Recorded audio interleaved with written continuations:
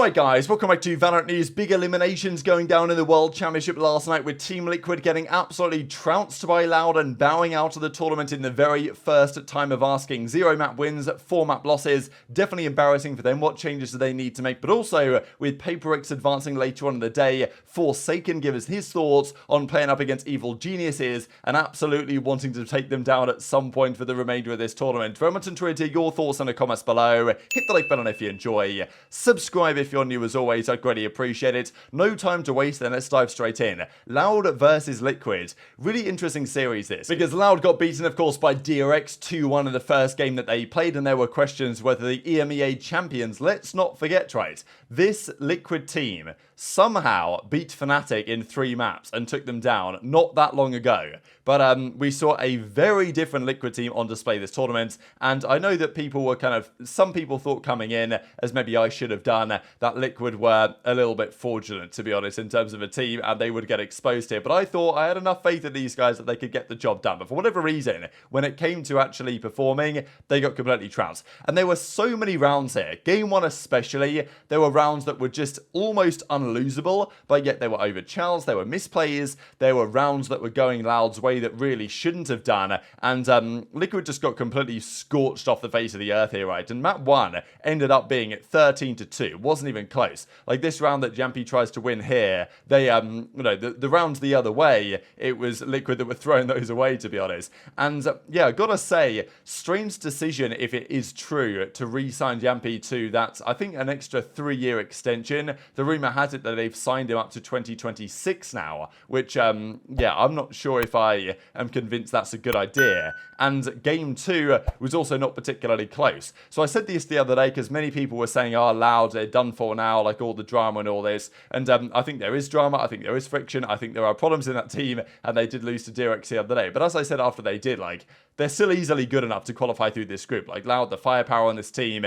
is ridiculous, and if they just play a solid 80% of their game, they can beat the teams they need to beat here. So they beat Liquid, as Aspas says. See you on the 12th against Na'Vi for a spot in the playoffs, which is going to be a big deal, and I'm excited that the way this group has played out as it has, because quite often in these GSL-style groups, you can get a rematch in the first round, in the qualification game, in the kind of, well, deciding match, let's just say. Whereas the group of death has delivered a situation where we will get, like, all the teams play each other, right? So it's Loud don't play PRX again, and now they play Na'Vi. So we really get to see who's the second best team in the group as far as I'm concerned. We did also get this from Pancada, who was there at the venue, who takes this picture with Aspas, just because there were rumours going around, and these might definitely have some merit behind them, that Aspas and Pancada, very good friends, and Sentinels, considering changes next year, are apparently looking at Aspas potentially to come alongside Pancada and Sassy, who are good friends with Aspas. So that's just one thing, and it was noticed at the venue, and it obviously got a lot of traction on social media, so I thought that it was one thing certainly worth mentioning. But Liquid go down, and as they were then asked the question, they did turn up to the press conference this time, right? So Aspas was okay on this day, which is good to see, and they basically said, look, we've got Aspas, so we're not concerned about CNED on the operator, we've got Aspas to do it. But it's not like he was massively impressive in the series against Liquid. He didn't really have to do anything, to be fair. Liquid were just so bad that they just rolled over and died without Aspas really doing that much. He had some nice shots for sure, but it's not like he was cooking them, let's be honest. And as Safe says, and as Nat said, like, yeah, brutal defeat, very frustrating, and they got just absolutely trounced here, right? I mean, have a look at this. 2-0 to Loud, 13-2 Haven, wasn't even close, and then, yeah, 13-8 on Split. What do you do here if you are Liquid going forwards? Because we believe they've just re-signed one of their players to an extension deal for another 3 years. Are they going to make another change in which Soulcast stays, Yampi stays? Like, okay, surely you can't get rid of Nats, right? And surely you can't get rid of Safe. So I don't really know what they're going to do here. But you've got to think this team has run its course, right? Because somehow they went from beating Fnatic not that long ago, quite comfortably in some respects, to getting just trounced here out of the tournament without it. I don't even think they won a map, right? I mean, we can just have a quick look just to be sure. Yeah, okay, they got O2'd by Na'Vi, so not great at all. The other series I wanted to mention before we we discuss the PaperX Edward Gaming absolute bang out was T1 versus FPX. This went the way that I think many predicted, that T1 got the job done. So FPX eliminated from the tournament, T1 do advance. I, of course, had them getting out of the group in addition to Evil Geniuses, so we will see that rematch between T1 and Foot Esports to see if they can make it through, but in the end, Sire Player and Co. just had a bit too much here for FPX, so valiant attempt. It was 13-10 Lotus, 13-7 on the Binds, but in the end, not enough, and FPX go home for the tournament. Now, before we get into this PaperX versus Edward Gaming series, I wanted to mention this pretty funny clip here. Now, this was just, this is all in good taste here, really, from KanKang, because he has a lot of respect for Durka, and, you know, really likes, I think he looks up to Durka an awful lot, especially in terms of as a player, but he did mention it to the interviewer that he's going to smoke this guy as and when they play them now. Now, look, Edward still have to get out of their group first, right? They haven't done that quite yet. They will still have a, you know, a little bit of a difficult task on their hands, but if they do get through as the number 2 seed, as they probably will, it seems at this point, then they will play a number 1 seed, which could be Fnatic, and we'll see who that could be. And it could also be Evil Geniuses, and we'll discuss them here in a second. So KanKang versus something was always going to be an absolute banger, and I mean, man, this series is just ridiculous. Like, these two teams, ridiculously entertaining to watch. I mean, PaperX, in terms of raw firepower and ceiling and potentially have like the best in the entire world. Even Fnatic, if PaperX are really rolling, I think they can give Fnatic a hard time. Edward Gaming as well have such an interesting style, and their players are so exciting to watch. Like, it's just absolute madness, Valorant, watching these two teams play each other. But I will also say, as Baller says, and others were mentioning, that in the venue, there is arguably more fans for the Edward Gaming guys and KanKang and Co. than there are for the North American fans. Sideshow said this as well. He was like, no, it's not that the NA fans were turned down on the stream for the NA matches. It's like they actually are supporting the Chinese teams more than America's generally, it seems. So, yeah, as Baller says, the home crowd buff goes to the Chinese teams here. So there's lots of love for these guys, and I can certainly understand why, but PaperX are just a little bit too good, you know what I mean? This was some of the clips here from KanKang, though, like with the Bladestorm, a really nice little 3K, but Edward, as I mentioned yesterday, right, they have a very individualistic based style. PaperX is...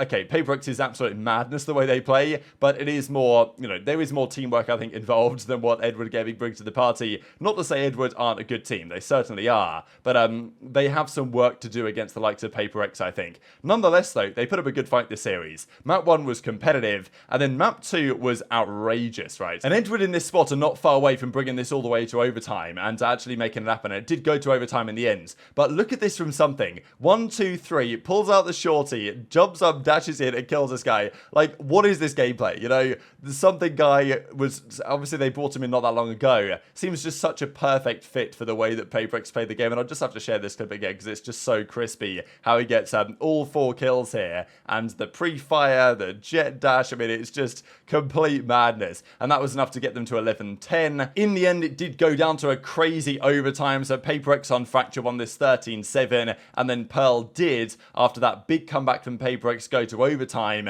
and Edward put up a nice fight, but in the end it wasn't enough, and PaperX get just about over the line. So yeah, very competitive series. Good to see. I mean, look, KanKang as well, 48 kills, and his next highest teammate had 32. So, you know, that just goes to show when on the other side you've got something who actually was, you know, technically bottom fragging the roster along with Mindfreak, with then, you know, Jing and f0rsakeN both putting up big numbers. So I think generally on PaperX, they just have a little bit more in the tank, and it's the reason why I'm considering these guys to be the team. If there's anyone that can take down Fnatic, I think it's probably going to be PaperX. Not to say Edward are bad though at all. They put up a great fight, and hopefully they continue to look good for the rest of the tournament. Now, we've got to mention this as well though from f0rsakeN after he wins that series and they move on. Now, PaperX will advance as the number 1 seed from their group, as have Evil Geniuses, as have Fnatic, and therefore none of those teams will play each other round 1 of the playoffs. They will play against teams that are on the other side.